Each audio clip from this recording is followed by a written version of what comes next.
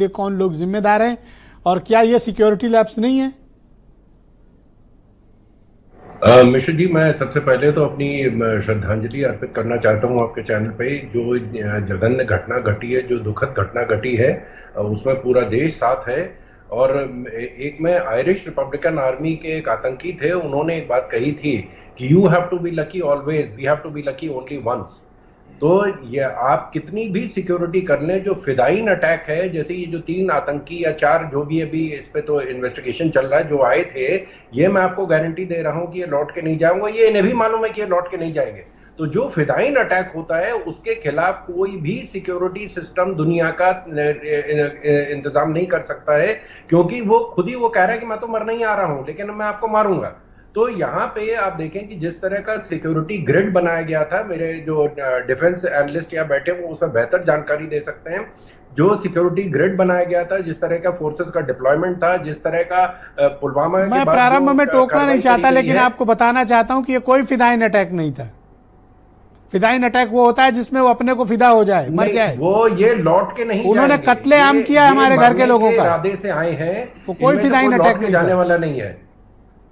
तो इनका इरादा है कि ये मरेंगे, इनमें से कोई लौट के जाने वाला नहीं। इस तरह की घटनाओं को अगर कोई अंजाम देना चाहता है तो उसके खिलाफ कोई सिक्योरिटी सिस्टम दुनिया में नहीं है। इजराइल में भी यही हुआ है, यूरोप में भी यही हुआ है, वहां तो बहुत बेहतर सिक्योरिटी सिस्टम है और वहां इस तरह की कोई सिक्योरिटी सिचुएशन भी नहीं है। तो वहां जिस तरह की कार्रवाई इन लोगों ने करी है, जिस तरह का अभी आप देखें कि जो बेस्ट पॉसिबल सिक्योरिटी सिस्टम है, जहां फेंस लगाई गई थी, वॉल बनाई गई थी इजराइल में, उसके ऊपर से भी ये लोग आए थे।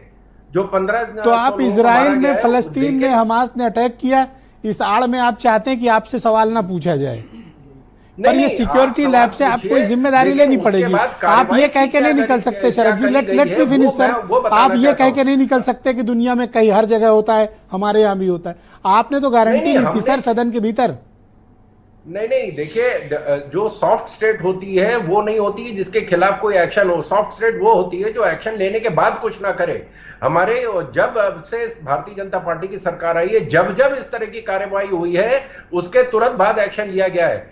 जब उरी का किस्सा हुआ तब एक्शन लिया गया, जब बालाकोट का, जब पुलवामा का किस्सा हुआ तो बालाकोट की स्ट्राइक करी गई।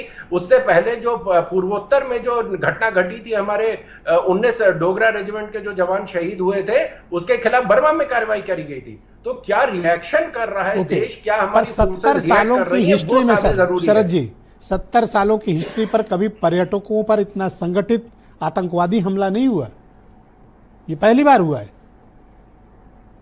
देखिए, आपको बेहतर पता है कि किस तरह की घटनाएं पूरे भारत में घट रही थी, किस तरह बम फट रहे थे, किस तरह की घटनाएं कश्मीर में घट रही थी। आए दिन खबरें आती थी कि आज 10 मारे गए हैं, कई 11 मारे गए हैं, 21 मारे गए हैं, 9 मारे गए हैं, हमारे जवानों पे हमले हो रहे थे। सर वो तो आज भी हो रहा है। अभी पिछले हफ्ते देखिए, अप्रैल फर्स्ट वीक में देखिए हमारे कितने जवान मारे गए। जो कार्रवाई करी गई उस तरह से हमले बंद हो गए। तब आप कांग्रेस की सरकारों को कोसते थे, आज कह रहे हैं कि दुनिया में हर जगह हो रहा है, तो साहब हमारे यहाँ भी हो रहा है। बताइए श्रीवास्तव जी, ये कोई बात हुई, कोई तर्क हुआ? ये इस तर्क से सहमत हुआ जा सकता है क्या?